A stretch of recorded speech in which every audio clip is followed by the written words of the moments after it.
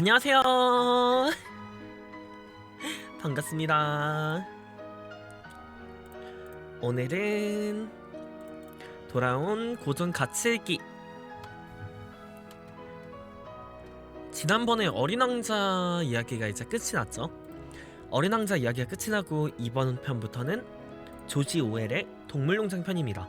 아마 어린 왕자보다 조금 어려울 거예요. 뭐야 이거 부금이 근데 이거 너무 어두워. 부금이 조금 더 밝은 거. 자, 오늘은 동물농장이라는 책을 가져왔어요. 조지 오웰의 책이고, 사실 원래 이방인을 가져오려고 했는데, 이방인은 사실 좀 어려워요. 고전 중에서도 좀 많이 어려운 편이어가지고, 그래서 조금 더 이해하기 쉬운 동물농장이라는 책을 가져왔습니다. 이 책도 좀 그래도 굉장히 명작이라고 생각을 하고, 그리고 한 번에 이제 책을 한 번 읽을 때 원래 한 번 듣는 것만으로는 이해하기가 어렵거든요. 이방인 같은 책이 그래요. 이방인 같은 책이 이제 그냥 의식의 흐름대로 가다 보면은 그래서 주인공이 말하고 싶은 게 뭐지? 그래서 작가가 말하고 싶은 게 뭐지? 주인공은 사페구나. 그래. 이렇게 이제 잘못 결론 짓고 끝날 수 있기 때문에 바로 좀 어려운 책을 가져오기보다는 조금 쉬운 책부터 해서 단계별로 올라가면서 좀 여러 가지 책을 가져와 볼까 합니다. 이제 첫 번째는 이제 누구나 이제 듣기 좋은 어린 왕자였고, 동물농장은 어렵진 않아요. 동물농장 책을 아마 들으시면은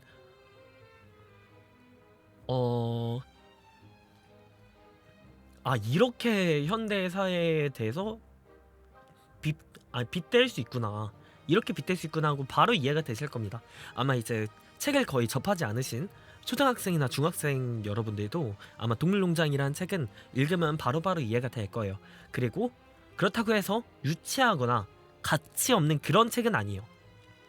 유치하거나 무가치한 책이 아니라 이 책은 몇백 년이 지나도 저는 꼭 사람들이 읽고 잊어서는 안 되는 엄청나게 중요한 내용을 담은 좋은 책이라고 생각합니다. 아니요, TV 동물농장이 아니라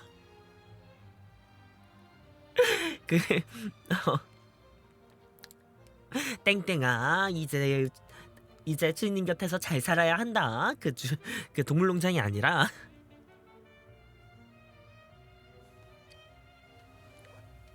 그 동물농장이 아니라 주니어 네이버 동물농장도 아니고 조지 오웰의 1984와 동물농장, 뭐 여러가지 3대 디스토피아 소설로 유명한 조지 오웰 작가님의 동물농장입니다. 정말로 재밌고 금방금방 이해할 수 있고 재밌고, 그리고 누구에게나 필요한 책이라고 생각을 해요. 한 번쯤 꼭 읽어봐야 하는, 한 번쯤은 정말 꼭꼭꼭꼭 읽어봐야 하는 책이라고 생각을 합니다. 크라라 함정 없고요. 한번 들어주세요. 어린 왕자는 뭔가 이거를 이렇게 생각할 수도 있고 저렇게 생각할 수도 있고 이렇게 생각할 수도 있구나, 이런 면에서 재밌는 책이라면, 동물농장은 와 이거를 이렇게 빗댔구나, 그러니까 이걸 조심해야겠다, 약간 그런 책입니다. 그래서 오히려 동물농장이 이해하긴 더 쉬울 수도 있어요. 어린 왕자는 각자 해석이 다들 있는 책이고, 동물농장은 뭘 주의하자는 건지 딱 나오긴 하거든요. 자, 그러면 이제 조지 오웰의 동물농장 낭독해 시작하겠습니다. 근데 정말 재밌는 책이에요. 오늘 가져오기 전에 또 읽었는데 되게 재밌었습니다. 만약 이 책이 마음에 드셨다면은 조지 오웰 작가님의 다른 책인 1984도 한번 읽어보세요. 접근성은 이게 더 좋을 수도 있어요. 1984도 한번 읽어보십시오. 1984도 정말 재밌는 책인데 그거는 동물농장보단 조금 어렵습니다.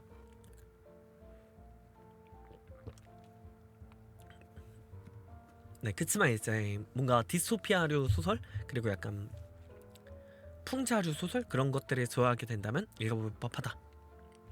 자, 시작하겠습니다.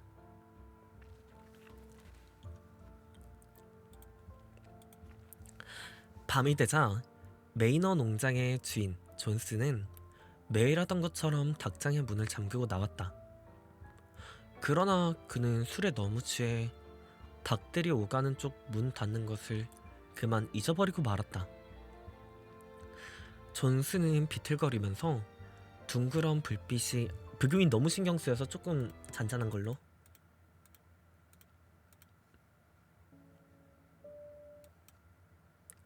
들으시면서 주무신 분이 많았으면 해서 브링크만 말해주세요.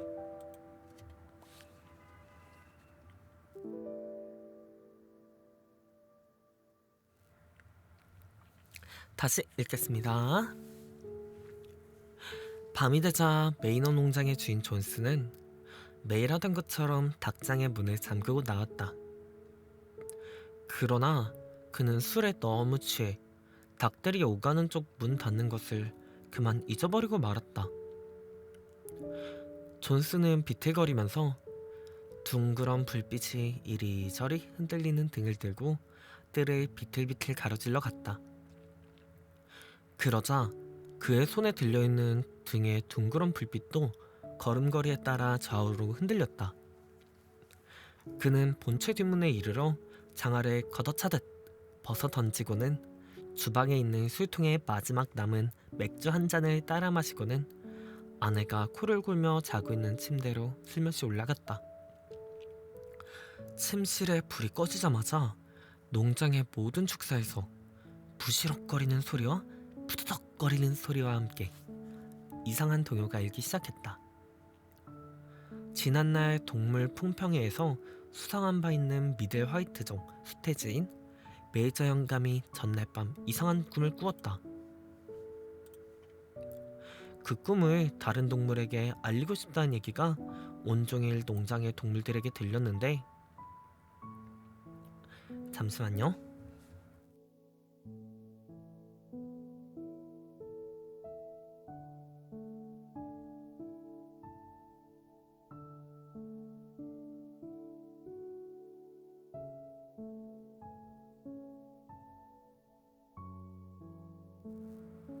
다시 읽겠습니다. 세란 친구들 다들 어서와요. 오늘은 정말 의외로 누구나 이해할 수 있고 정말 재밌는 동물농장 편입니다. 그리고 의외로 짧아요. 중요한 게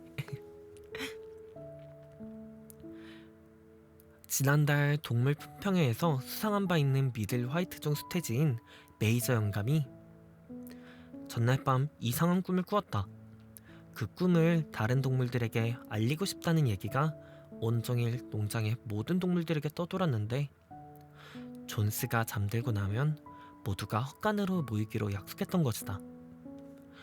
메이저 영감이 품평회에 나갔을 때의 이름은 윌링던 뷰티였지만 모두가 그를 메이저라고 불렀다.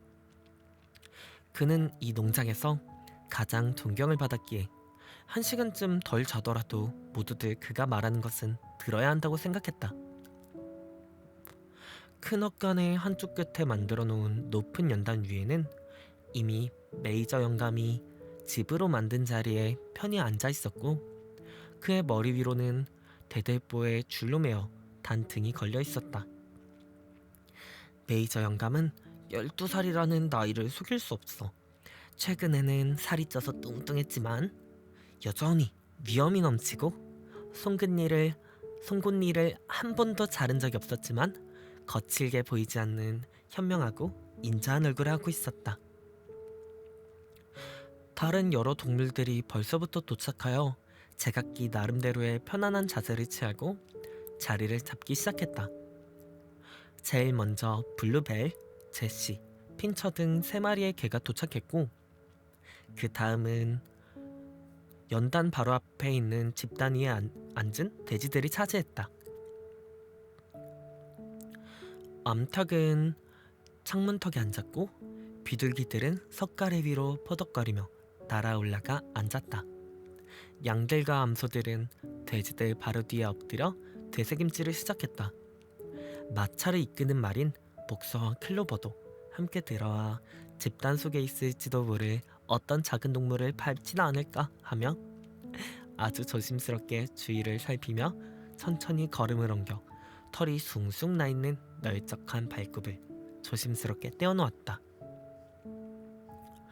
클로버는 중년에 가까워진 어미말로 통통하지만 부드러운 얼굴이었다.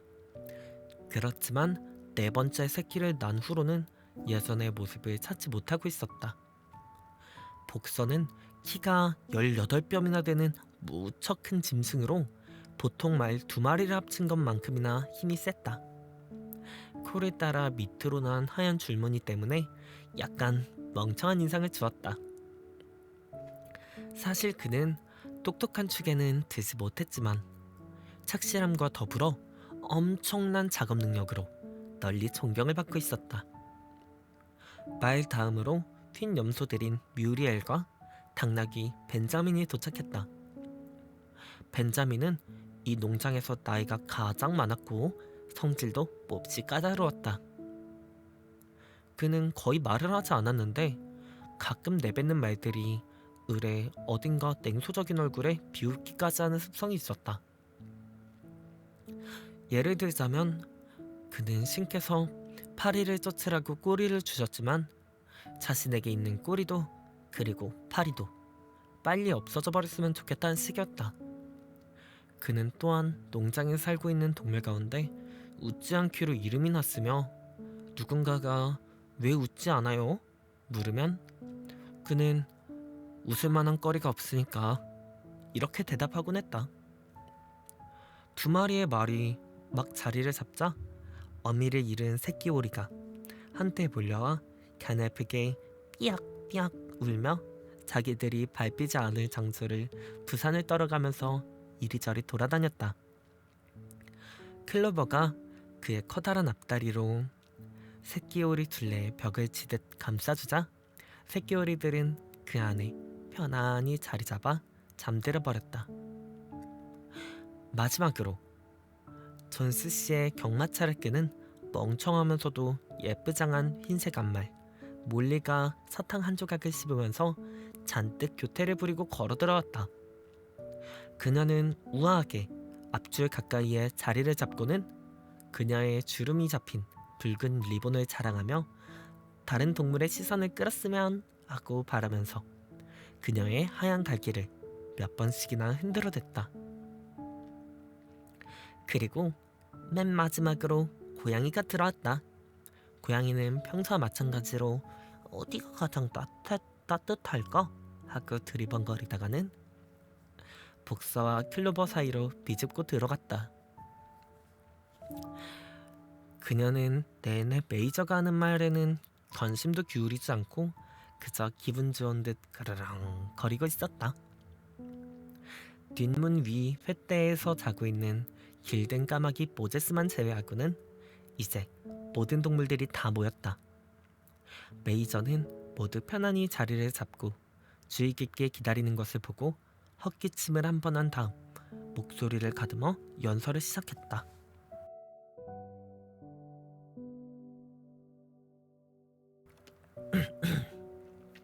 동무들, 여러분은 내가 어젯밤 꾸었던 이상한 꿈에 대해서 이야기하려고 한다는 것을 이미 들어 알고 있으리라 생각합니다.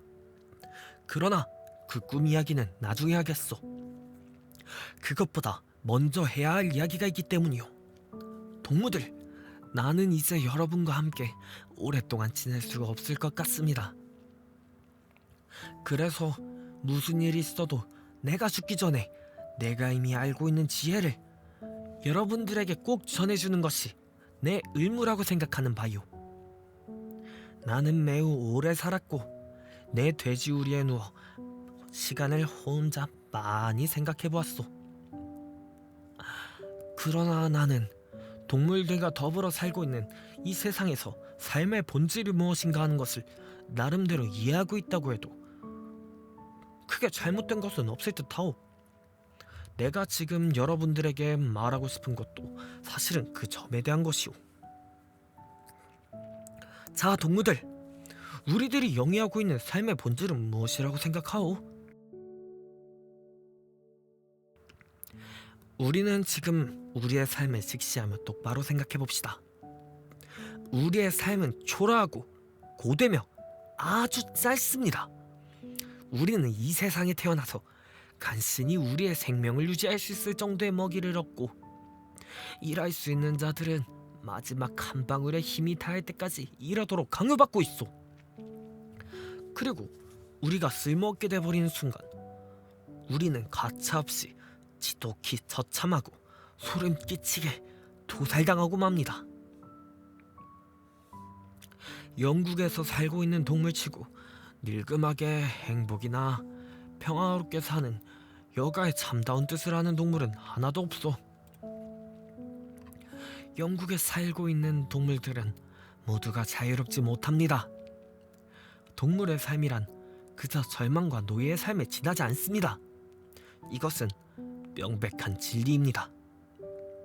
그러나 이것이 과연 단순히 자연의 질서를 유지하기 위한 것일까요? 우리가 살고 있는 이 땅이 너무 척박하여 여기에 살고 있는 우리들에게 여유 있는 생활을 제공할 수 없기 때문일까요? 그렇지 않습니다. 동무들, 절대 그렇지 않습니다. 영국의 땅은 비옥하고 날씨도 좋아서 지금 살고 있는 숫자보다 훨씬 더 많은 동물들에게 풍부한 식량을 제공할 수 있습니다. 우리 농장에서 생산된 것만 가지고도 12마리의 말과 20마리의 암소, 수백 마리의 양을 먹여 살릴 수 있습니다. 그것도 모두가 지금은 상상할 수 없을 만큼 편안하고 품위 있는 생활을 할 수 있습니다. 그러면 왜 우리에게 처참한 생활이 지속되는 걸까요? 그것은 바로 우리의 신성한 노동으로 생산되는 모든 생산물을 인간이 우리로부터 모두 약탈해가기 때문입니다. 동무들, 우리가 비참하게 살 수밖에 없는 모든 문제에 대한 해답이 여기 있습니다. 그것은 한마디로 말하자면 인간의 잔인한 횡포 때문입니다. 인간이야말로 정말 우리가 싸워야 할 유일한 적입니다. 인간을 쫓아냅시다. 그러면 배고픔과 과로의 기본 문제는 영원히 해결될 것입니다. 인간들은 생산도 하지 않고 소비만 하는 유일한 동물입니다. 그들은 우유도 생산하지 못하고 달걀도 낳지 못하고 너무 약해서 쟁기도 구할 수 없을 뿐만 아니라 토끼를 잡을 수 있을 만큼 충분히 빠르지도 못합니다. 그러나 아직도 인간은 모든 동물의 주인입니다. 인간들은 동물들에게 힘든 일을 시키고 동물들이 굶어 죽지 않을 만큼만 최소한의 먹이만을 대가로 주고는 나머지는 자신들을 위해 남겨줍니다. 땅을 갈고 경작하는 것은 우리의 노동력이요, 그 땅을 기름지게 하는 것도 우리의 역할인데 우리들 중에 누구도 헐벗은 가죽이의 것을 소유하고 있지 못합니다. 내 앞에 계신 암소 여러분, 당신들은 지난해 몇천 리터의 우유를 짜냈습니까? 그러면서도 송아지를 튼튼하게 키우는 데 쓰여야 할 우유가 어떻게 되었습니까? 마지막 한 방울까지 저 인간들의 배를 채우는 데 쓰였단 말입니다. 그리고 암탉 여러분들은 지난해에 얼마나 많은 알을 낳았는데 그중 얼마나 병아리로 태어났습니까? 대부분의 알은 모두 존스와 그가 부리고 있는 사람들에게 돈을 벌어주려고 시장에 팔려나갔습니다. 그리고 클로버, 당신이 늙고 힘에 부칠 때 마땅히 당신을 부양하고 당신의 기쁨이 되었어야 할 당신이 낳은 망아지 4마리는 지금 모두 어디로 갔습니까? 모두가 한 살 때 팔려갔고, 그래서 당신은 그 애들을 다시는 만나지 못할 것입니다. 당신의 4차례 해산과 밭에서 한 온갖 노동에 대한 대가라고는 빈약한 먹이와 초라한 마구간 외에 또 무엇이 있습니까? 그리고 우리가 타고난 초라한 생명마저 천수를 다 누리지 못하게 되었습니다. 내 경우를 말하자면 나는 그 점에서는 복된 동물에 속하니까 크게 불평할 것은 없겠습니다만, 나는 12해를 살았고 자식도 400명이 넘습니다. 이것이 돼지의 타고난 어설픈 생애입니다. 그러나 어떤 동물도 마지막에 가서는 잔인한 도살장의 칼을 피할 수는 없지요. 내 앞에 앉아있는 어린 식용 돼지들, 너희들은 모두 1년 내에 비명을 지르면서 단두대에서 목숨을 잃을 것이다. 우리가 모두 이런 슬픔과 공포를 당하게 될 것입니다. 암소도 돼지도 닭도 양도 모두 가련한 운명입니다. 말과 개라고 해서 다를 게 없습니다. 그리고 복서, 당신도 당신의 건장한 근육이 힘을 잃는 날 촌스는 당신을 도살업자에게 팔아버릴 것이고, 그 도살업자는 당신의 목을 쳐서 사냥개의 먹이로 물에 넣어 끓일 것이요.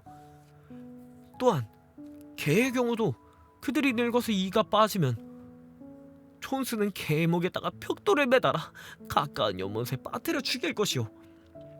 자, 동무들, 이제 우리의 추악하고 죄악에 가득 찬 삶은 인간들의 횡포에서 생겨난다는 것이 뚜렷하지 않습니까? 이 모든 것은 인간을 제거해야만 없어질 수 있습니다. 그렇다면 우리가 애써 일하며 만든 생산물은 모두 우리의 것이 될 것입니다. 이제 우리는 무엇을 해야 할까요? 인간을 타도하기 위하여 우리는 밤낮으로 온몸과 마음을 다 바쳐 준비를 해나갑시다.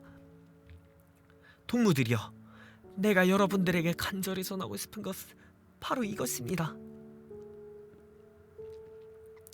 나는 반란이 언제 일어날지 알지 못합니다.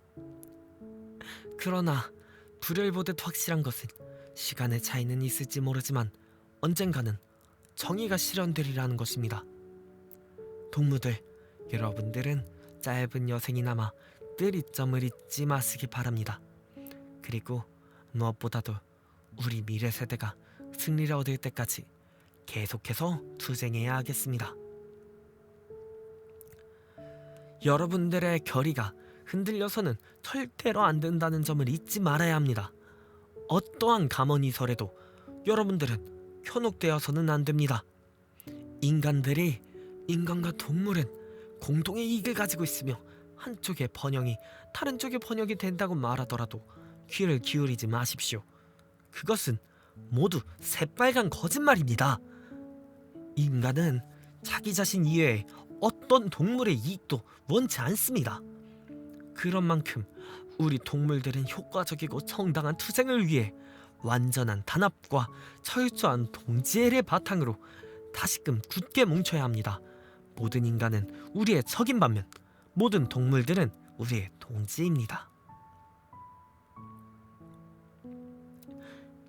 그때 한바탕 소동이 일어났다. 메이저가 연설하고 있는 동안 큰 쥐 4마리가 구멍에서 기어나와 뒷다리로 앉아 그의 연설을 듣고 있었다. 개들이 갑자기 그들을 노려보면서 으르렁거렸지만 쥐들이 재빨리 구멍 속으로 들어가 목숨을 건질 수 있었다. 메이저가 앞발을 대며 조용히 하라고 제지했다. 동무들, 여기서 우리는 당장에 결정해야 할 문제가 하나 있습니다. 들에 제멋대로 흩어져 사는 쥐나 토끼 같은 야생동물들이 과연 우리의 친구인가 적인가 하는 문제입니다. 거기에 대해 표결을 하도록 합시다. 나는 이 문제를 투표로 결정하자고 회의에 제의하는 바입니다. 쥐는 우리와 동지입니까? 투표는 곧 실시되었고 압도적으로 쥐들도 동지라는 것을 결정되었다. 그런데 반대표가 4표 나왔는데 3마리의 개와 고양이가 던진 것이었다. 그런데 그 중에서도 고양이는 찬성과 반대 양쪽에 다 투표를 한 사실이 밝혀졌다. 나는 이제 더 이상 할 말이 없어. 다만 거듭 말하자면 인간과 인간들이 사는 방법에 대해서 적대감을 갖고 그들을 잊지 않는 것이 여러분의 의무임을 결코 잊어서는 안 됩니다. 두 다리로 걸어 다니는 것은 무엇이든 우리의 적이요, 네 다리를 가졌거나 날개를 가진 것은 무엇이든 우리의 친구입니다. 그리고 또 하나 기억해야 할 것은 인간과 맞서 싸울 때는 절대로 인간을 닮지 말라는 것입니다.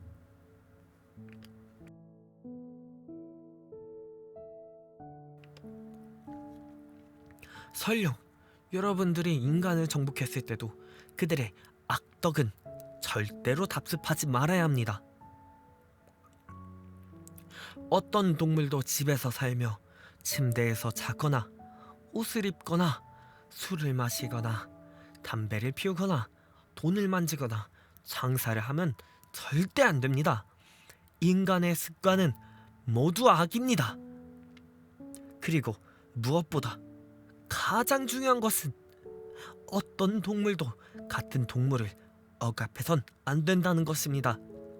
약하건 강하건 지혜롭건 우둔하건 우리는 모두 형제입니다. 모든 동물들은 모두 동등합니다. 자, 이제 슬기로운 동물들이여, 지금부터 나는 간밤에 내 꿈 이야기를 하겠소. 여러분들에게 그 꿈에 대하여 자세히 그려낼 수는 없소. 하지만 그것은 인간이 사라지고 그 이후에 있을 지상 낙원에 대한 꿈이었던 것만은 분명하오. 그 꿈은 내가 오랫동안 잊고 있던 것을 일깨워 주었소. 수년 전 내가 아직 어린 돼지였을 때, 내 어머니와 다른 암돼지들은 노래의 곡과 가사에 처음 세 마디만 겨우 알던 옛 노래를 곧잘 즐겨 부르곤 했었소.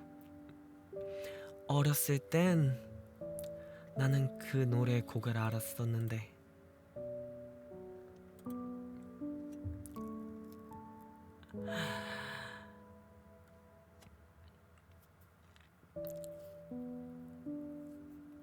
오래전에 내 가슴에서 떠나버리고 말았었어. 그런데 말이오, 어젯밤에 잊어버렸던 그 노래가 꿈속에서 내게 돌아왔소. 그리고 더욱이나 신기한 일은 그 노래의 가사까지 내게 돌아왔다는 점이오. 생각해보건대 오래전에 동물들이 불렀지만 여러 세대를 거치는 동안 조금씩 기억에서 잊혀졌던 그 가사가 말이오. 동물 여러분, 이제 내가 그 노래를 불러보겠소.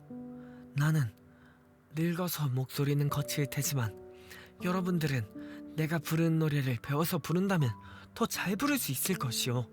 그 곡의 이름은 영국의 동물들이라는 노래요. 메이서 영감이 목소리를 가다듬으며 노래를 부르기 시작했다.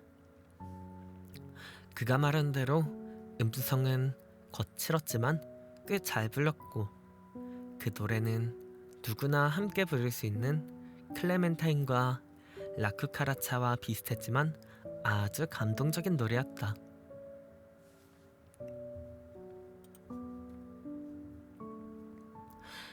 늙은 메이저가 부른 이 노래를 듣자 모든 동물들은 열광적이고 광적인 흥분에 휩싸였다. 메이저가 노래를 다 부르기도 전에 동물들은 그 노래를 따라 부르기 시작했다. 돼지나 개처럼 머리가 좋은 동물들은 몇 분도 채 지나지 않아 그 노래를 전부 암기해버렸고, 가장 아둔한 동물들까지도 순식간에 곡과 몇 마디 가사를 외웠을 정도였다. 그리고 몇 번 연습한 뒤에는 모두들 노래를 익혀서 농장 전체가 떠나갈 듯한 커다란 목소리로 영국의 동물들을 합창했다. 소들은 낮은 음성으로 메 하고, 개들은 컹컹 거렸으며, 양들은 메 하고, 말들은 힝 하였으며, 오리들은 꽥꽥 노래를 불렀다. 그 동물들은 어찌나 노래가 마음에 들었는지 영거푸 5번이나 불렀다. 아마 회방만 없었더라면 밤새껏 그들은 계속해서 노래를 불렀을 것이다. 그러나 불행하게도 이 소란 때문에 존스가 깨어났다. 그는 그 소란이 앞마당에 여우가 들어와서 생긴 것이라 생각하고 침대에서 벌떡 일어났다. 그는 침실 구석에 늘 세워두었던 총을 들어 어둠 속으로 탄환을 발사했다. 총알은 헛간 벽에 박혔고 그것에 놀란 동물들의 회합은 허겁지겁 끝이 나고 말았다. 모두들 자기가 자는 곳으로 정신없이 흩어지면서 돌아갔다. 새들은 횃대로 날아갔고 길짐승들은 집 더미 속으로 기어들어갔다. 그렇게 전 농장은 순식간에 깊은 잠속으로 빠져들어 버렸다. 동물농장의 아주 초반부인데요. 메이저 영감의 연설 어떠셨나요? 과연 메이저 영감의 연설이 어떤 결과를 불러올지 다음을 읽어봅시다. 오자마자 좀 당황하시는 분들이 좀 있을 것 같은데 네, 제목을 읽어주시면 감사하겠습니다. 고전 함께 읽기 동물농장 편입니다.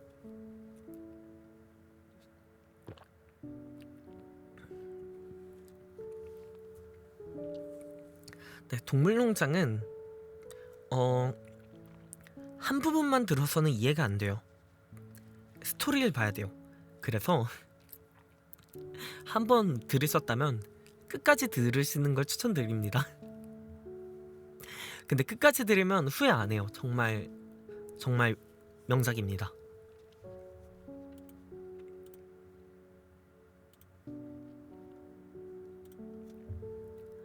그리고 나서 사흘 후 늙은 메이저 영감은 잠을 자다가 평화스럽게 숨을 거두었다. 그의 시체는 과수원 한쪽 기슭에 묻혔다. 그것은 3월 초의 일이었다. 새로운 친구들 안녕. 지금은 동물농장 읽고 있습니다. 스토리 짤막하게 다시 설명. 메이저 영감이 인간들을 타도하자 라는 연설을 했고 그리고 동물들은 그에 고취된 상태입니다. 그 후 3개월 동안 지극히 비밀스러운 움직임이 동물들 사이에 진행되었다. 메이저의 연설은 이 농장의 동물들 중에서 지혜 있는 동물들에게 완전히 새로운 인생관을 심어주었다. 그들은 메이저가 예언한 번기가 언제 일어날 것인가 알 수 없었고 또 그들의 살아생전에 번기가 일어날 것이라곤 전혀 기미도 보이진 않았다. 그러나 그들은 언젠가는 일어날 번기를 위해 준비하는 것이 그들의 의무라는 것을 확실하게 인식하고 있었다. 다른 동물들을 가르치고 조직하는 일은 당연히 돼지들에게 주어졌다. 돼지들은 동물들 가운데 그래도 가장 영리하다고 인정받고 있었다. 그 돼지들 중에서도 가장 뛰어난 놈은 존스가 시장에 내다 팔기 위해서 사육시키고 있는 스노볼과 나폴레옹이라는 이름을 가진 젊은 2마리의 수돼지였다.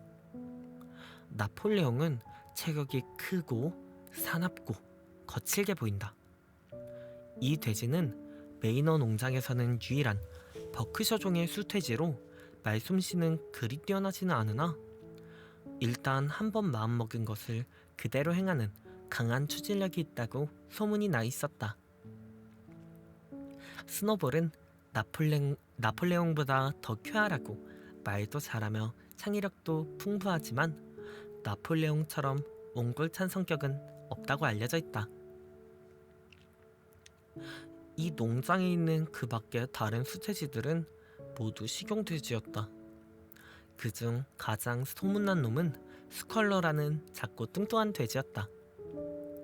그놈은 뺨이 매우 둥글고 눈이 늘 반짝거렸으며 목소리가 날카롭고 행동은 빈틈이 없는 돼지였다.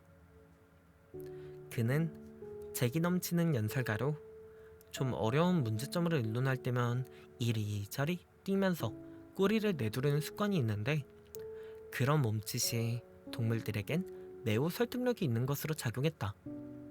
그의 얘기 솜씨는 뛰어나서 다른 동물이 스컬러라면 검은 것도 흰 것으로 바꿔놓을 수 있을 좋은 말솜씨를 가지고 있다고 인정할 정도였다.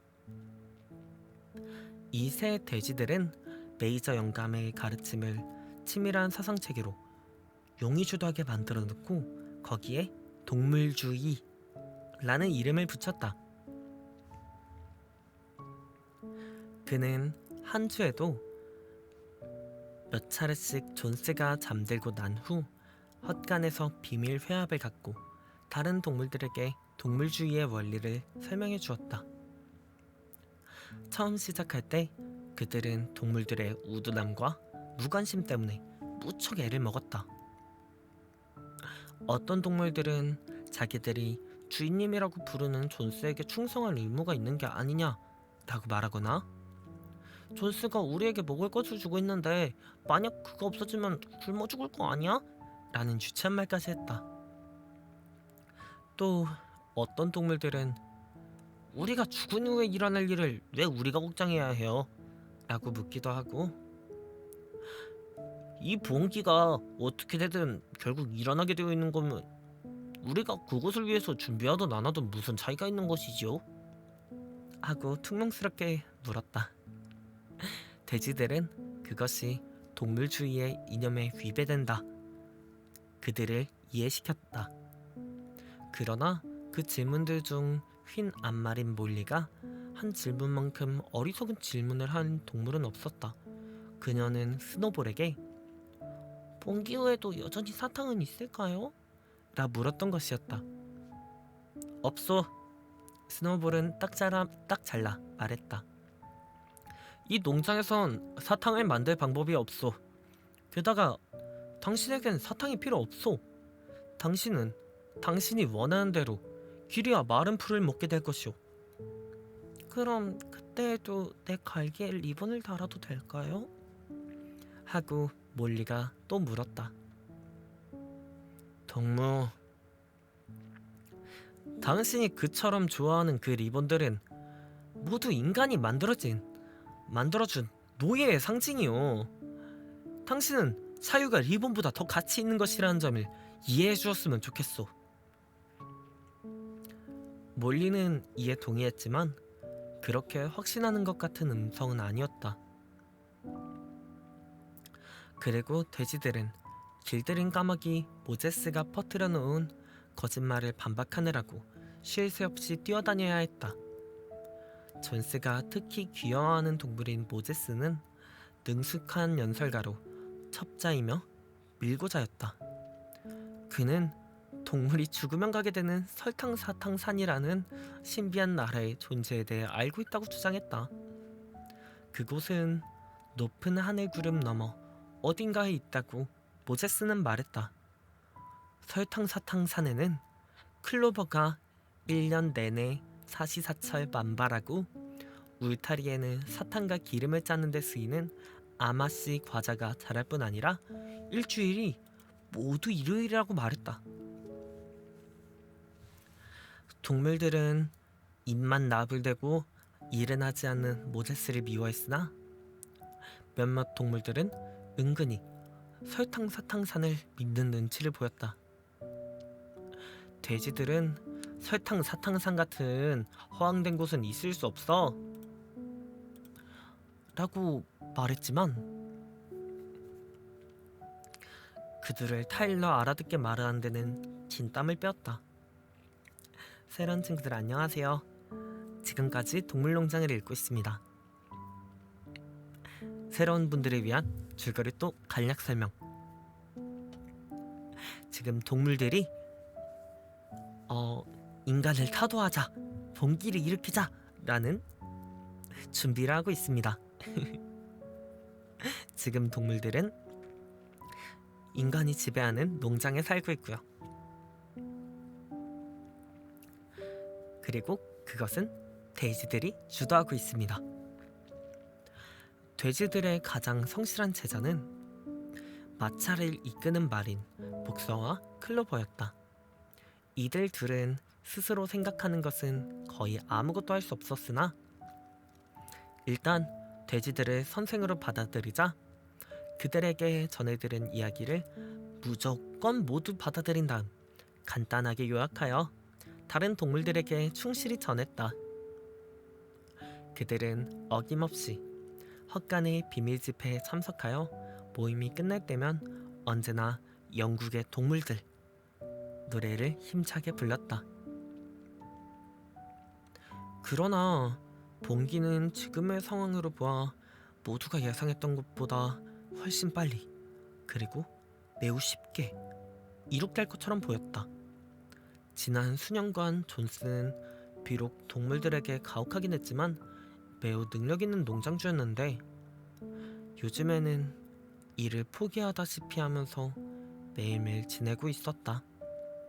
그는 소송사건으로 돈을 잃고 매우 의기소침하였고 그래서 자신의 주량보다 더 많은 술을 매일 마셔댔다.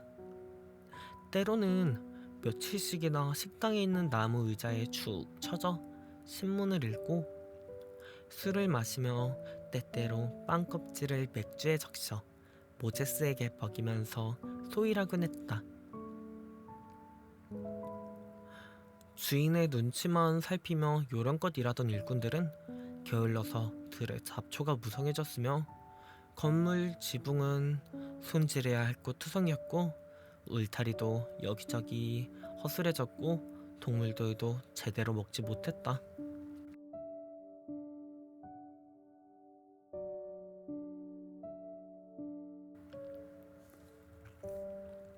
6월이 되면서 목초별 때가 점점 다가왔다. 그러나 존스는 토요일에 술을 마시러 나갔다가 술을 너무 많이 마셨기 때문에 그 다음 날인 일요일 정오까지 집에 돌아올 수가 없었다. 일꾼들은 일꾼들대로 토끼 사냥을 하러 떠났기 때문에 동물들은 아침부터 굶고 말았다. 그러나 존스는 집에 오자마자 또 응접실 소파에서 신문으로 얼굴을 덮고 잠에 들었기 때문에 동물은 하루 종일 한 끼도 제대로 먹을 수가 없었다. 몇 달간 제대로 된 관리를 받지 못한 동물들은 더 이상 기다릴 수가 없었다. 암소 한 마리가 뿔로 곶감문을 부수고 들어가자 동물들은 모두 곡물 상자에 머리를 들이대고 정신없이 먹어대기 시작했다. 바로 그때 존스가 잠에서 깼다. 그리고 그 다음 존스와 일꾼 뎃은 곳간으로 달려와 곡물을 먹고 있는 동물들에게 이리저리 채찍을 휘둘렀다. 이것은 굶주린 동물들에게 참으로 견디기 힘든 일이었다. 동물들은 사전에 미리 계획한 일이 아니었음에도 불구하고 일제히 냉혹한 인간들에게 덤벼들었다. 동물들은 갑자기 사방에서 존스와 그의 일꾼들을 뿔로 받고 발로 차며 소리를 질러댔다. 상황은 이미 돌이킬 수 없는 사태로 흘러갔다. 그들은 동물들이 이렇게 덤벼들 거라고는 상상조차 해본 적이 없었고 그들이 마음대로 채찍질이나 하며 부려오던 동물들이 이처럼 갑자기 달려드는데 크게 놀라 정신을 잃을 지경이었다. 잠시 후 그들은 자신을 더 이상 지킬 수가 없다는 것을 알고 모두 주랭랑을 치고 말았다. 1분쯤 지나서 그들 5명은 승리감에 취해 추격하는 동물들에게 쫓겨 큰 길로 통하는 마차길로 허겁지겁 도망쳤다.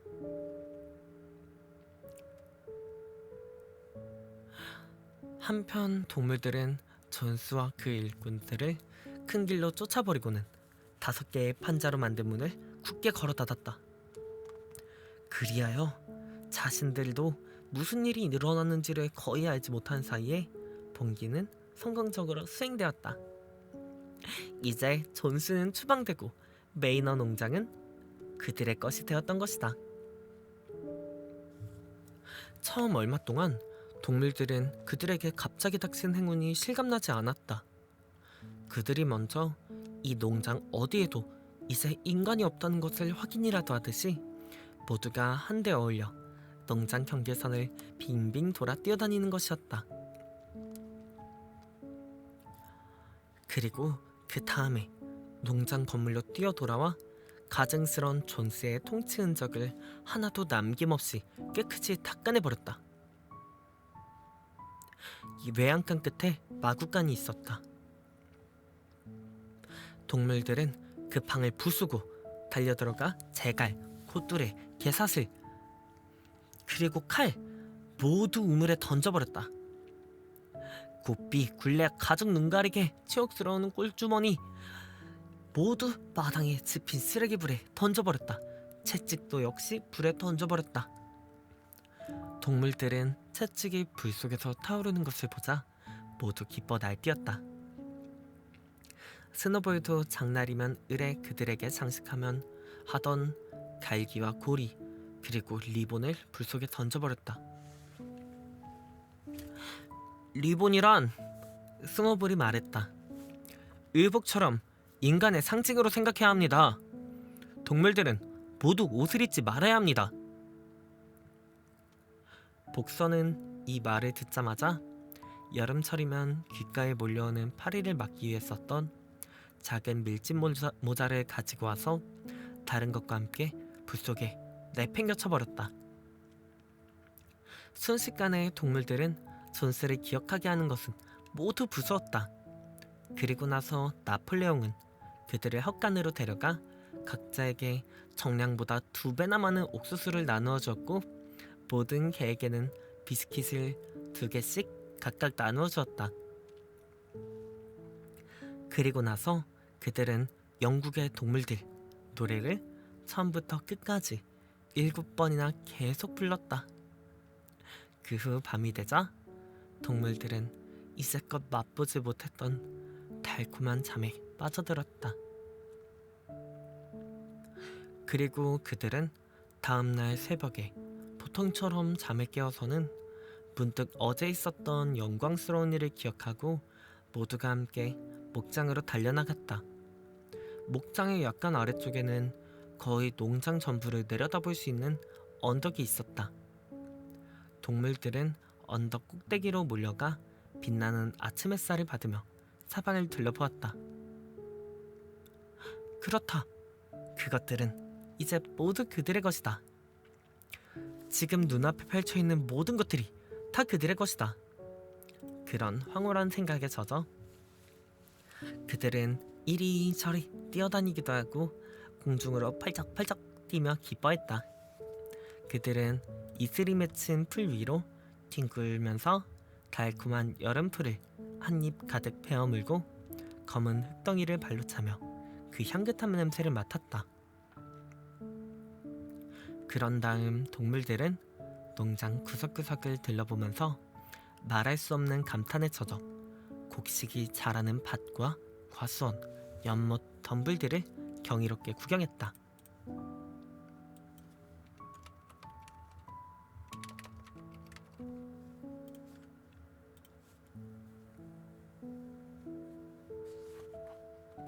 그것은 마치 이제껏 한 번도 보지 못했던 광경 같았으며 지금까지도 그것이 모두 자기들의 것이라는 사실이 실감나지 않았다.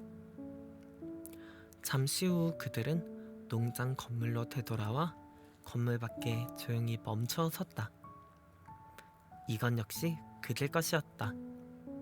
그러나 그들은 안으로 들어가기가 어쩐지 두려워졌다.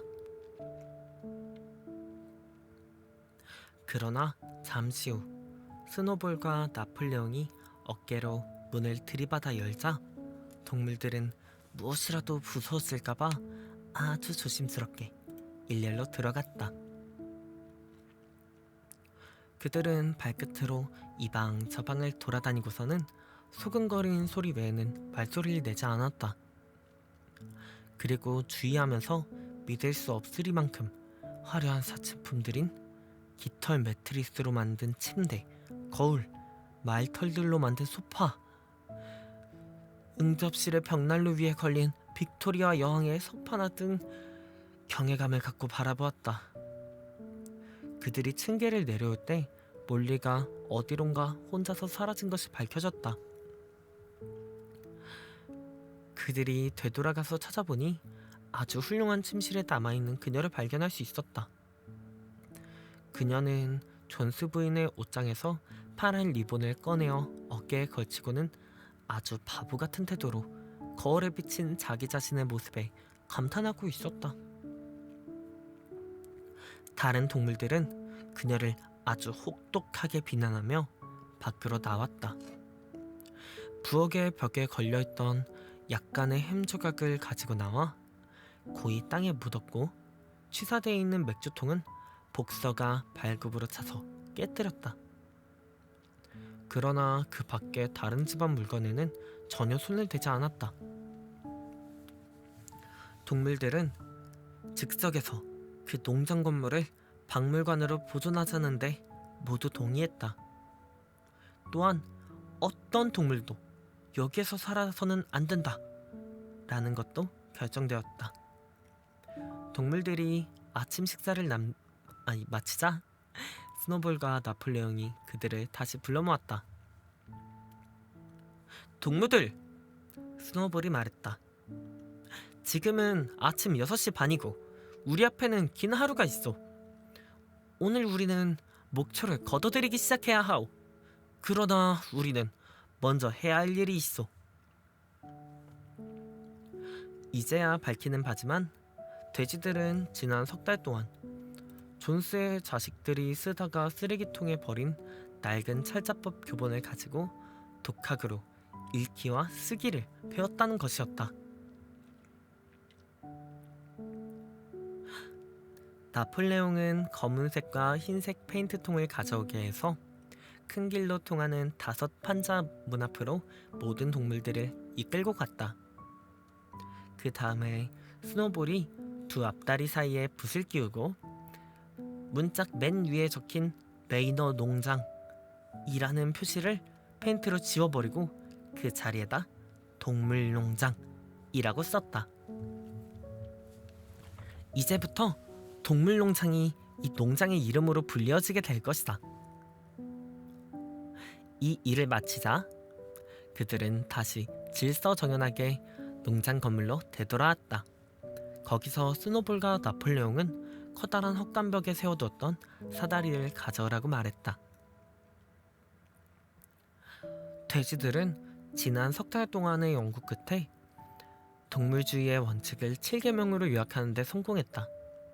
그들은 또한 이제 벽에 쓸 7계명은 동물농장의 모든 동물들이 앞으로 영원히 지키며 살아야 할 불변의 계율이라고 설명했다.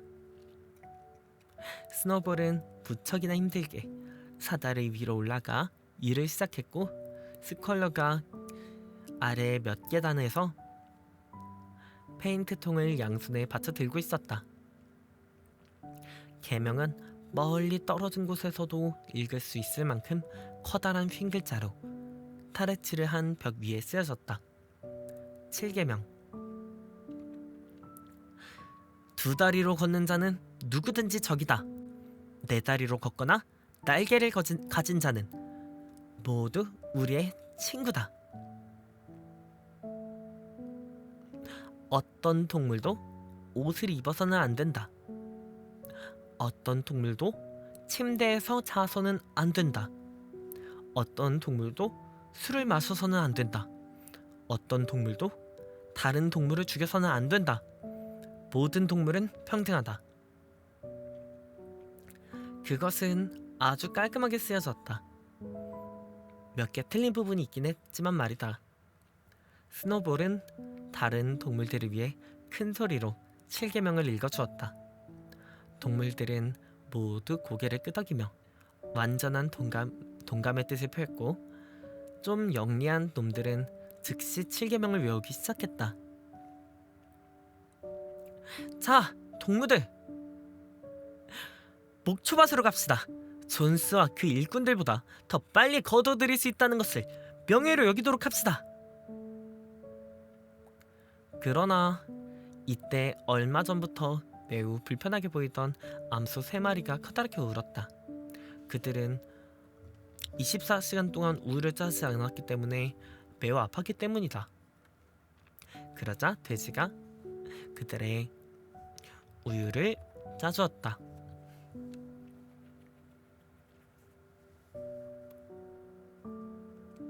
그들의 작업에 의해 곧 거품이 있는 크림 같은 우유가 5 양동이에 가득 찼고 그 외 많은 동물들은 무척 신기하고도 재미있는 표정으로 그 우유를 바라보았다. 그 우유를 어떻게 할 건가요? 누군가가 이렇게 물었다. 가끔이지만 존스는 우리 먹이에 그 우유를 섞어주기도 했어요. 하고 암탉 하나가 말했다.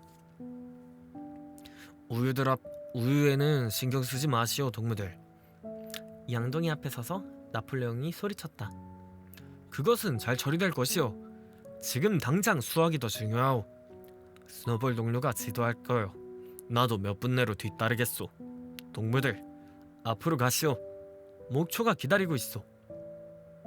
그리하여 동물들은 목초를 거두기 위해 풀밭으로 모두 떼를 지어 갔고 그들이 일을 마치고 저녁에 돌아왔을 때 우유는 어디론가 감쪽같이 사라지고 없었다.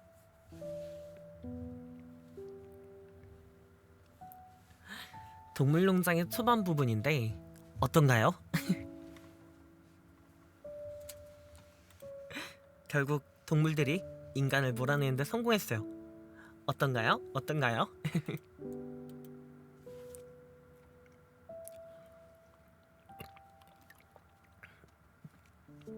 과연?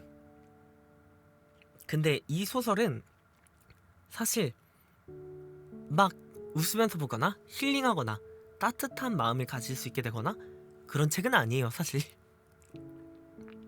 그래서 약간 고민을 했는데 그래도 재밌고 좋은 책이라고 생각하기 때문에 가져왔습니다.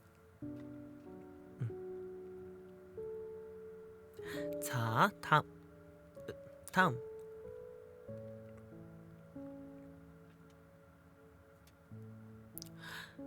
목초를 거두어들이기 위하여 동물들은 열심히 일하면서 땀을 흘렸다. 재밌다니 다행이에요. 그러나 그들의 노력은 응분의 보답을 받았다. 수확량이 당초 예상했던 것보다 훨씬 더 많았던 것이다. 힘든 일이 한두 가지가 아니었다. 농기구가 인간을 위하여 만들어진 도구였기 때문에 동물들이 능숙하게 사용할 수 없었다. 뒷다리에 도구를 걸치고 끌거나 옮기는 것들은 어느 누구도 쓸 수 없다는 것이 가장 큰 문제였다. 그러나 돼지들은 매우 영리했기 때문에 어려움이 닥쳐올 때마다 그 해결책을 찾아냈다. 그들은 밭의 구석구석을 잘 알고 있었고 사실상 갈퀴질을 하거나 풀을 베는 것은 존스나 그의 일꾼들보다 훨씬 더 잘했다. 돼지들은 직접 일하지는 않고 다른 동물들을 지휘하고 감독했다. 뛰어난 지식이 있었고 매우 영리했으므로 돼지들이 지도권을 가지고 있는 것은 모두 당연하게 생각했다.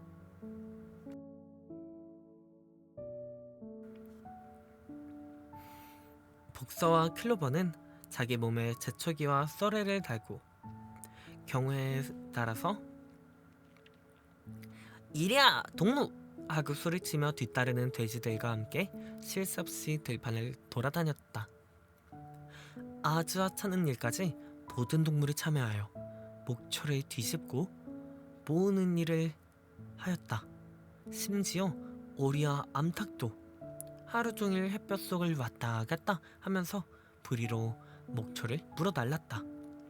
마침내 그들은 존스와 그의 일꾼들이 평소에 걸렸던 시간보다 이틀이나 빨리 일을 끝마칠 수 있었다. 더구나 수확량은 이 농장에서는 처음이라고 할 만큼 대단했다. 낭비라고는 전혀 없었다. 암탉과 오리가 그 날카로운 눈으로 한 줄기까지 버리지 않고 모았던 것이다. 그리고 농장 동물들은 한 줄기도 훔쳐먹지 않았다. 그해 여름 농장의 일은 시계바늘처럼 정확히 진행되었다. 동물들은 전에는 전혀 상상할 수 없으리만큼 행복했다. 한 입 먹는 음식마다 짜릿했고 즐거움이 넘쳐 흘렀다. 이제 그들이 먹는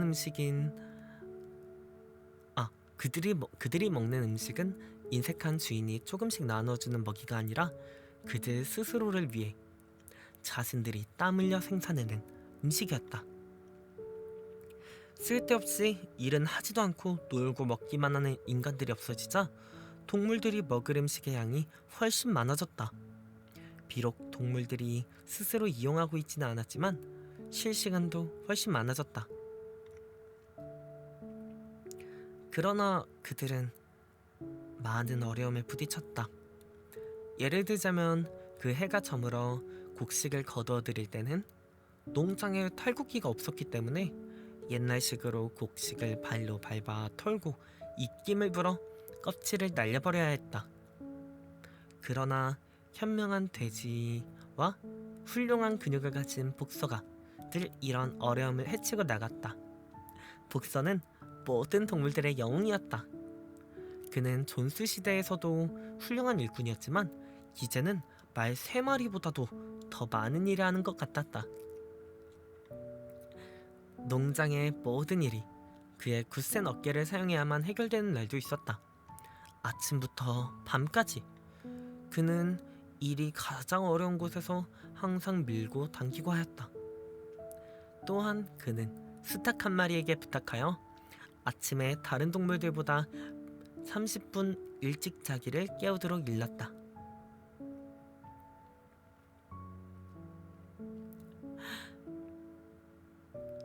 그리하여 모두가 일을 하기 전 가장 급히 필요하다고 생각되는 곳을 찾아 자발적으로 나가 일을 했다.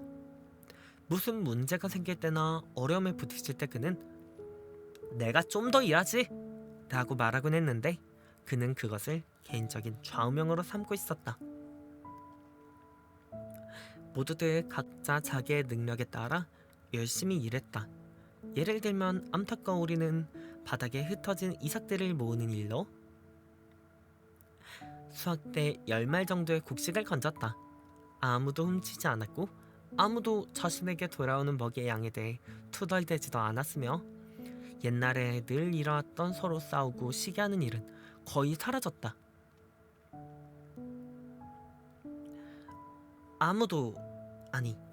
거의 게으름을 피우지 않았다. 사실 몰리는 아침 일찍 일어나지도 않았고 발굽에 돌이 끼었다는 핑계로 일찌감치 일을 그만둔 버릇이 있었다. 그리고 고양이의 태도도 어딘가 이상했다. 해야 할 일이 있을 때마다 고양이가 보이지 않는다는 사실을 모두 알게 되었다. 고양이는 몇 시간 동안이나 슬그머니 없어졌다가 식사 때나 일이 끝난 저녁에 언제 나타났는지도 모르게 아무 일도 없었다는 듯 나타나곤 했다. 그러나 그녀는 언제나 아주 그럴듯한 핑계를 댔고 또 다른 동물들에게 무척 다정한 듯이 속살거렸기 때문에 아무도 그녀 탓을 하지 않았다. 또 당나귀인 벤자민 영감은 봉기 후에도 변한 것이 없었다.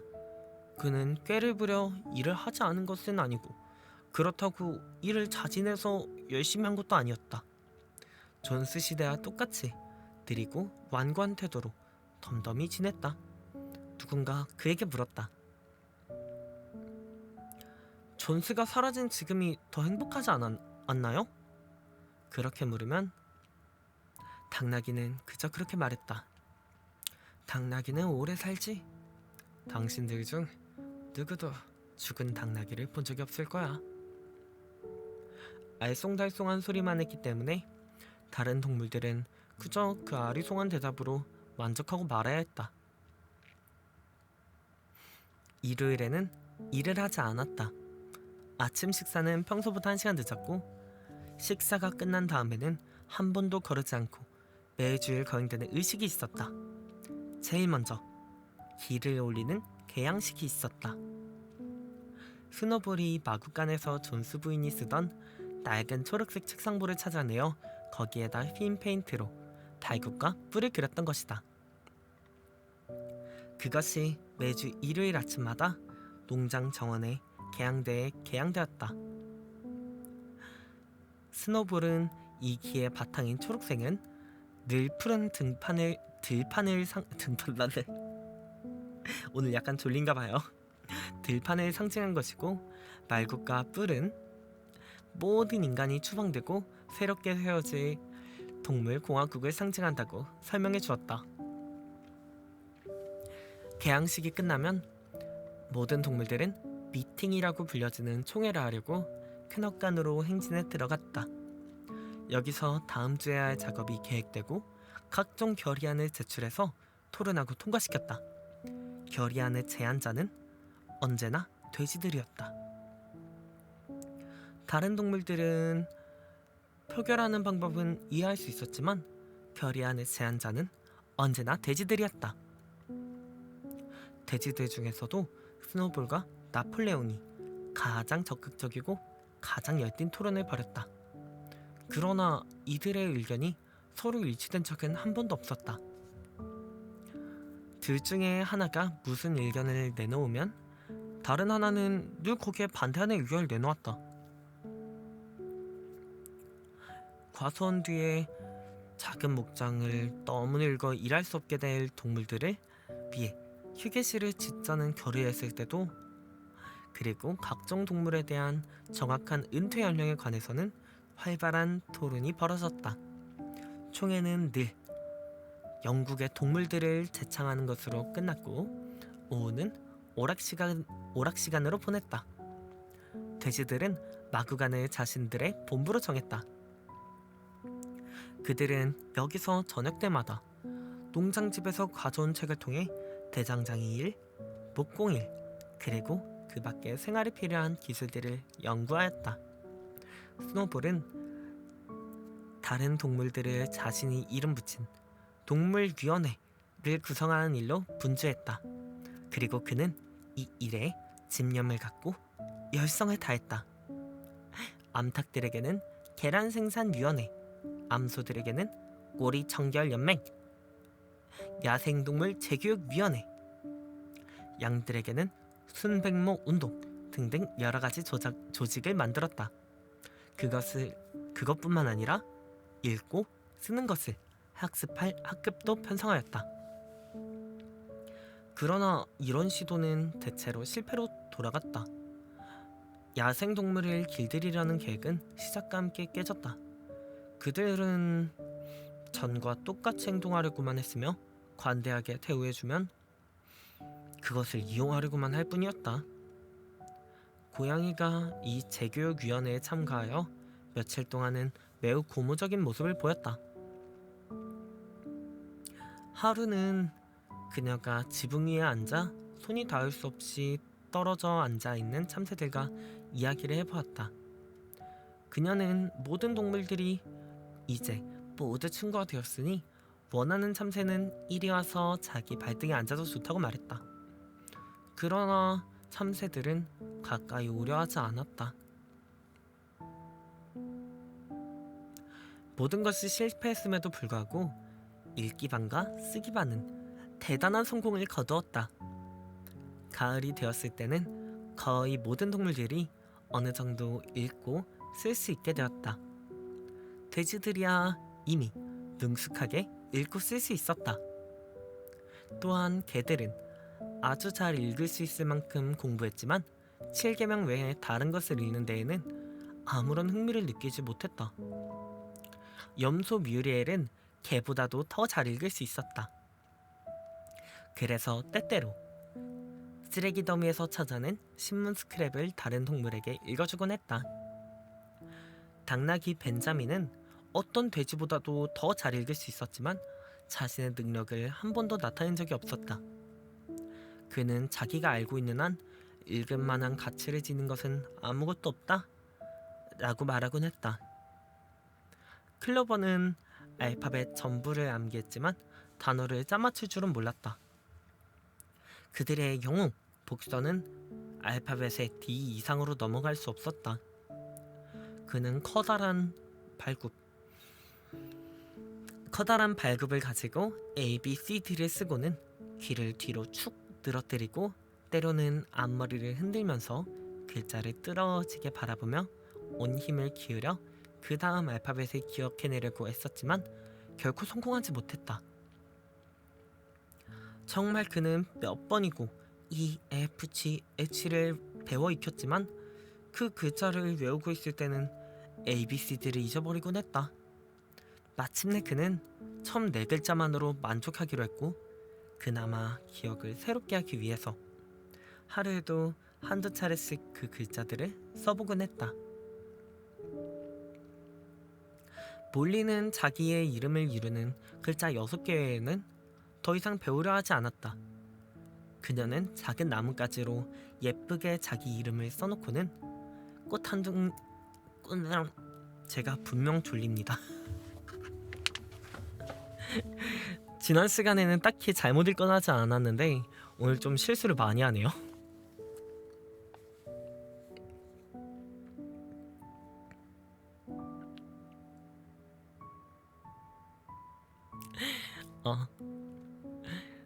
꽃 한두 송이로 그걸 장식한 다음 그 주위로 빙빙 돌며 스스로 감탄하곤 했다.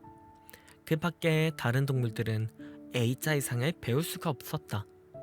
뿐만 아니라 양, 닭, 오리 같은 좀 더 우둔한 동물들은 7계명조차 외울 수 없다는 것을 알게 되었다. 오랜 고심 끝에 스노볼은 7계명을 한마디의 퓨어와 격언으로 만들었다. 내 다리는 좋고 두 다리는 나쁘다. 그들은 짧게 압축할 표현하였다. 이 짧은 격언에 동물주의의 원리가 들어있다고 그는 설명했으며 이 말의 뜻을 충분히 체득한 자는 누구든지 인간의 폭력으로부터 벗어날 수 있다고 말했다. 새들은 처음엔 자기네들은 다리가 둘인데 그럼 어떻게 되느냐 이렇게 불만스럽게 물어봤으나 스노볼은 새의 날개는 발이요 동무들. 그가 그렇게 대답했다. 날개는 추진기관이지 손과 같이 무엇을 만들고 움직이는 조작기관이 아니란 말이오. 그러므로 새들의 날개는 다리라고 생각되어야 하오. 인간들의 특색을 이루는 것은 손인데 이 손은 인간이 모든 못된 짓을 하는 도구란 말이오. 날짐승들은 스노볼의 긴 말을 완전히 이해하지는 못했지만 그의 설명을 의심 없이 받아들였고 그래서 좀 둔한 동물들은 모두 이 새로운 격언을 외우기 시작했다. 내 다리는 좋고 두 다리는 나쁘다. 격언이 헛간 벽의 끝에 있는 7계명 위에 그보다 더 큰 글자로 쓰여졌다. 양들은 이 격언을 한번 마음에 새기자 이 말을 너무 좋아하게 되어 들판에 누워있을 때면 모두가 반복해서 말했다. 내 다리는 좋고 두 다리는 나쁘다. 내 다리는 좋고 두 다리는 나쁘다. 그들은 몇 시간이고 지칠 줄 모르며 계속해서 되풀이했다. 나폴레옹은 스노볼의 위원회에 대해 아무런 흥미도 없었다. 그는 어린 것들의 교육이 이미 다 자란 것들에게 해주는 것보다 더 중요하다고 생각했다. 제시와 블루벨은 목초를 거둬들인 후 새끼를 낳았는데 그들 사이에 튼튼한 강아지가 9마리나 생겼다. 강아지들이 젖을 떼자 나폴레옹은 그들의 교육은 자기가 책임지겠다고 말하며 그들을 어미로부터 떼어서 멀리 데려갔다. 그는 마구간에서 사다리를 놓아야 올라갈 수 있는 외양간 다락으로 그들을 데리고 가 격리시켰기 때문에 농장 내의 나머지 동물들은 곧 그들에 대하여는 까마게 잊어버렸다. 우유가 어디로 사라졌는가 하는 것은 곧 밝혀졌다. 그것은 돼지들이 매일 먹는 꿀꿀이족 속에 섞여졌다. 이제 사과가 익어가고 있었고 과수원 풀밭에는 바람에 떨어진 풋사과들이 흩어져 있었다. 동물들은 이 과일이 모두에게 공평하게 나눠질 것으로 믿었다. 그러나 어느 날 바람에 떨어진 과일들을 모두 모아서 돼지들이 먹도록 마구간으로 가져오라는 명령이 떨어졌다. 이 점에 대해 몇몇 다른 동물들이 투덜댔지만 소용이 없었다. 모든 돼지들은 물론 잘 싸우던 나폴레옹과 스노볼까지도 이 점에 있어서는 완전한 합의를 이루었던 것이다. 스컬러가 다른 동물에게 거기에 대한 설명을 해주도록 파견되었다. 동무들! 여러분들은 우리 돼지들이 이기주의나 특권의식에서 그렇게 했다고는 생각하지 않겠죠? 우리들의 대부분은 사실 우유와 사과를 좋아하지는 않아요. 나 자신도 그것들을 싫어해요. 그런 것들을 우리가 먹고 있는 이유는 우리의 건강을 지키기 위해서입니다. 우유와 사과는 돼지의 건강에 절대적으로 필요한 영양분을 함유하고 있어요. 우리 돼지들은 한결같이 두뇌 근로자들입니다. 이 농장의 경영과 조직이 모두 우리에게 달려있어요. 밤낮으로 우리는 여러분의 안녕을 지키기 위해 고심하고 있습니다. 그러니 결국 우리가 그 우유를 마시고 그 사과를 먹는 것은 바로 당신들을 위한 것이죠. 또 다시 말하지만 여러분의 안녕을 위해서 우리들이 임무를 다하지 못한다면 무슨 일이 일어날지 여러분들은 알고 있습니다. 네, 존스가 돌아오는 거예요. 그렇죠. 지난날 우리들을 핍박했던 인간 존스가 돌아온다고요. 틀림없어요, 동무들. 스킬러는 이리저리 팔딱대고 으스대는 한편 꼬리를 흔들면서 거의 간청하듯 외쳤다. 네, 친애하는 동무들, 여러분들 중에 존스가 돌아오는 꼴을 보고 싶은 자는 확실히 없겠죠? 이제 동물들에게 확실한 것이 한 가지 있다면 그것은 그들이 존스가 돌아오기를 원하지 않는다는 것이다. 그들에게 이런 점을 콕 찔러서 설명하자 아무도 더 할 말이 없었다. 특히 돼지들이 우리의 안녕을 지켜준다는데 돼지들의 건강을 지금처럼 계속 유지시키는 것이 자신들의 생존의 견줄만큼 중요하다는 것은 확실했다. 그리하여 우유와 떨어진 사과 그리고 다 익었을 때 거둬들일 과일까지도 모두들 돼지들만의 위에 남겨줘야 한다는 것에 이제 모두 동의하였다.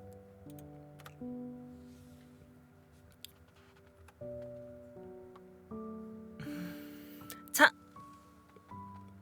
오늘 고전 함께 읽기 동물농장 1편은 여기까지입니다. 제가 졸린가 봐요. 오늘따라 말 실수를 조금 많이 하네요. 자꾸 혀가 꼬여.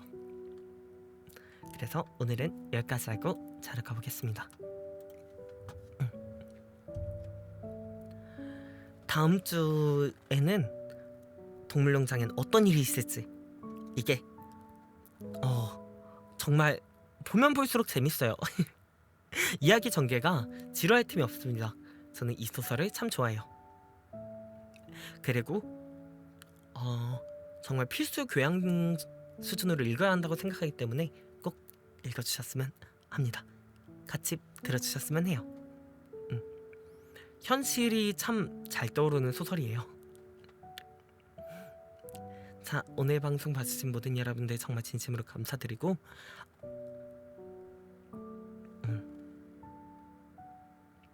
다들 좋은 꿈 꾸시길.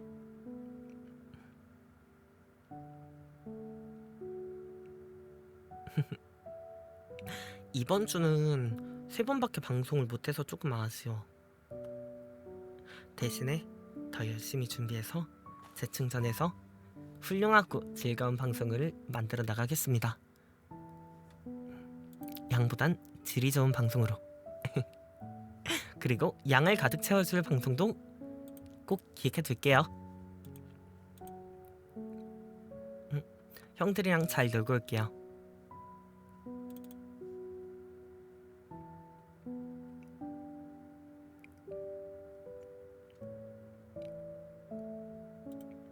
얘들아, 잘 자. 성군과